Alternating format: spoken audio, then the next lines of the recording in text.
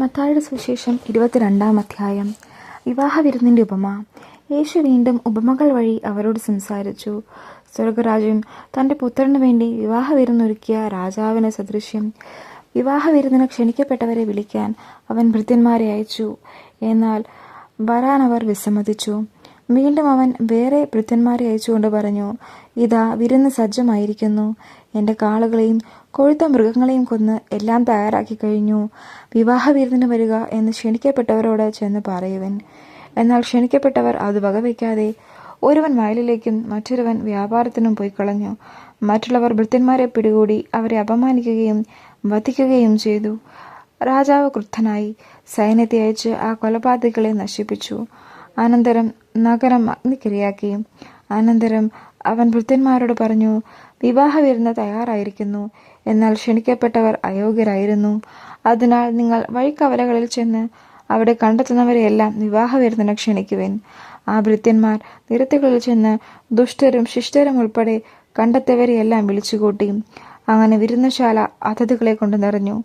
അതിഥികളെ കാണാൻ രാജാവ് എഴുന്നള്ളിയപ്പോൾ വിവാഹ വസ്ത്രം ധരിക്കാത്ത ഒരാളെ അവിടെ കണ്ടു.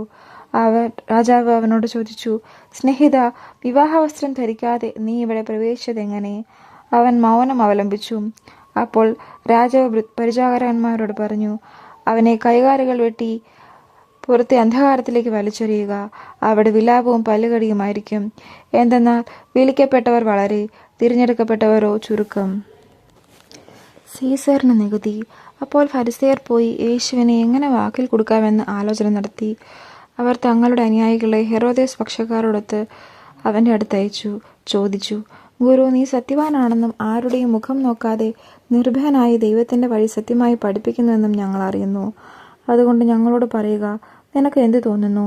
സീസറിന് നികുതി കൊടുക്കുന്നത് നിയമാനുസൃതമാണോ അല്ലയോ?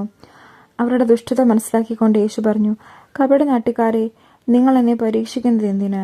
നികുതിക്കുള്ള നാണയം എന്നെ കാണിക്കുക. അവർ ഒരു ദനാറ അവനെ എടുത്ത് കാണിച്ചു.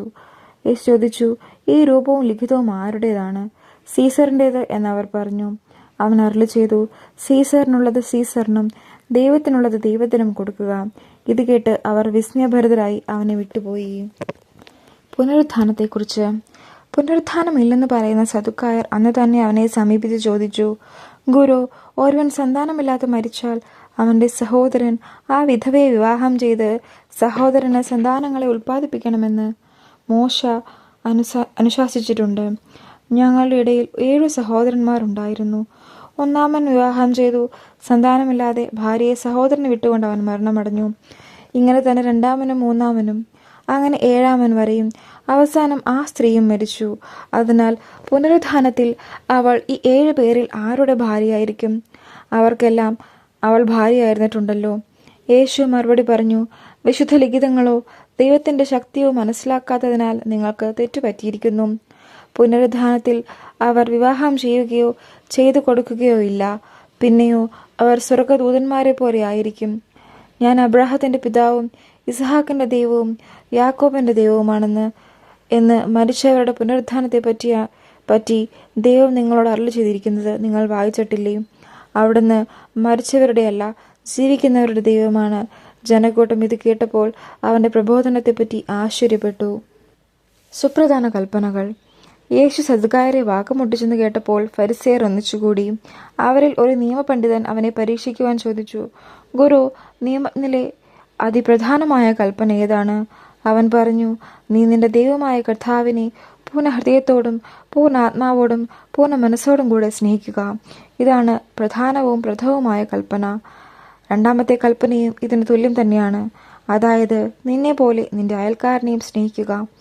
ഈ 2 കൽപ്പനകളിൽ സമസ്ത നിയമവും പ്രവാചകന്മാരും അധിഷ്ഠിതമായിരിക്കുന്നു. ക്രിസ്തു ദാവീദിന്റെ പുത്രൻ. ഫരിസേയർ ഒരുമിച്ച് കൂടിയപ്പോൾ യേശു അവരോട് ചോദിച്ചു, നിങ്ങൾ ക്രിസ്തുവിനെ പറ്റി എന്ത് വിചാരിക്കുന്നു? അവൻ ആരുടെ പുത്രനാണ്? ദാവീദിന്റെ എന്നവർ പറഞ്ഞു. അവൻ ചോദിച്ചു, അങ്ങനെയെങ്കിൽ ദാവീദ് ആത്മാവിനാൽ പ്രചോദിതനായി അവനെ കർത്താവ് എന്ന് വിളിക്കുന്നതെങ്ങനെ? അവൻ പറയുന്നു, കർത്താവ് എൻ്റെ കർത്താവിനോട് അരുളി ചെയ്തു, ഞാൻ നിന്റെ ശത്രുക്കളെ നിന്റെ പാദങ്ങൾക്ക് കീഴിലാക്കുമ്പോഴും നീ എൻ്റെ വലതുഭാഗത്ത് ഉപവിഷ്ടനാവുക. ദാവീദ് അവനെ കർത്താവ് എന്ന് വിളിക്കുന്നുവെങ്കിൽ അവൻ അവൻ്റെ പുത്രനായിരിക്കുന്നത് എങ്ങനെ? അവനോട് ഉത്തരമായി ഒരു വാക്കുപോലും പറയാൻ ആർക്കും കഴിഞ്ഞില്ല. അന്നു മുതൽ അവനോട് എന്തെങ്കിലും ചോദിക്കാൻ ആരും ധൈര്യപ്പെട്ടതുമില്ല.